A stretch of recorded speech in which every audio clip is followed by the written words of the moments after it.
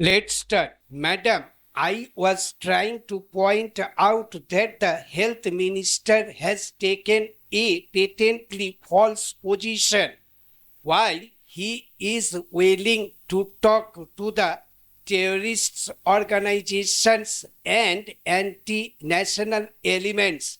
He is not willing to open a dialogue with the striking doctors, which is his primary duty and which he should have done on the very first day of the strike. To save the suffering people, he should have opened a dialogue, established a communication with the striking doctors. Mr. Makhonlal Fatedar is a member of this house. He is a dear friend of mine.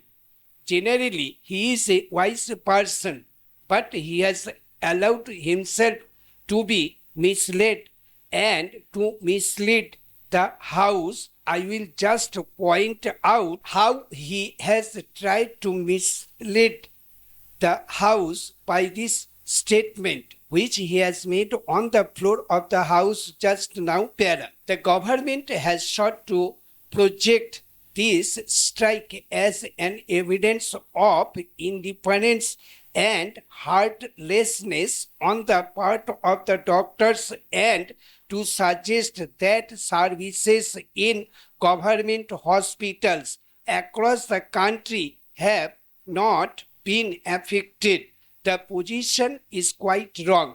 In the first instance, this is not a wildcat strike decided on the spur of the moment by people who do not care about the welfare of others or of the country. The personnel who are on strike are highly educated professionals who have been given a raw deal despite years of assurances, agreements, committees, and negotiations.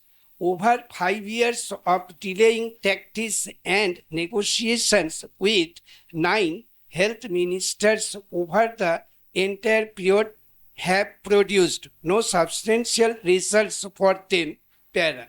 Let the health minister deny, let him say whether it is true or not that before going on a strike they sent as many as 3 letters to the Prime Minister of the country.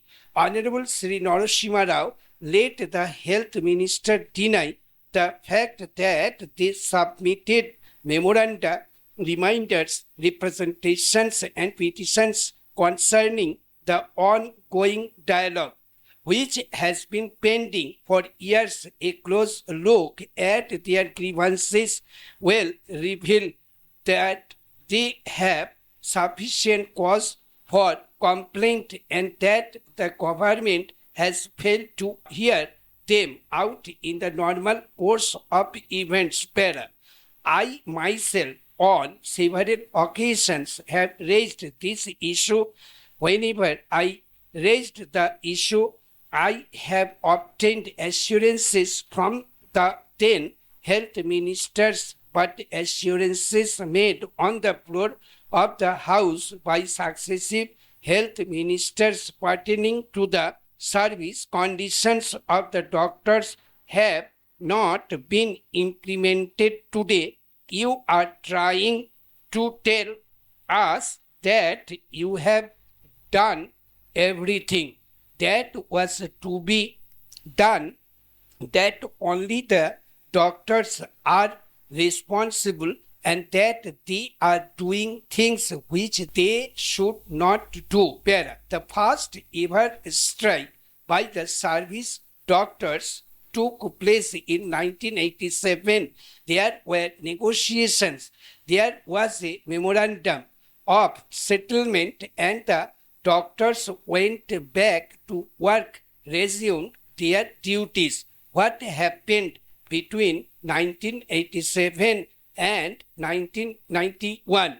Hardly anything if you want to give the message that unless the doctors go on strike, you will not do anything. It is a wrong practice. I would like to make a request to my friend. I would like to appeal to the health minister. He should not resort to such a practice. This is not a healthy practice. Their problems should be gone into even when they are at work. But you have laid down a tradition that only when they go on strike you will listen to them better. The government has sought to dismiss the strike on the ground that government hospitals in the capital remained unaffected by the strike. It is not simply true. More than 8,000 doctors are on strike, and if you can still run the services without them, do you want to say that they are not required? Are you that much overstaffed? You have named 4 to 5 hospitals in Delhi and said that the hospitals are running all right.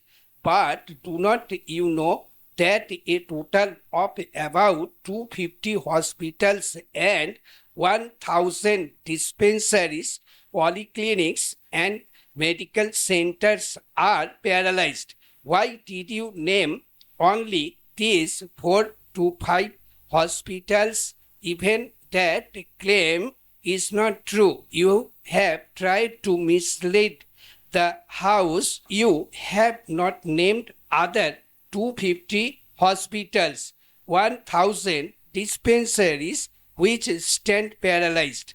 Our concern is not only Delhi, ours is a national parliament. People from remote areas are coming to government run hospitals, but they are not being given medical care today.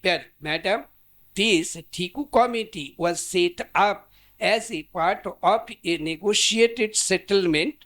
Its terms of reference were very specific and they made their recommendation on this. There is no need to set up another committee to examine the recommendations of the TICU committee. A case is being made that doctors are asking for more money while government has no money to give.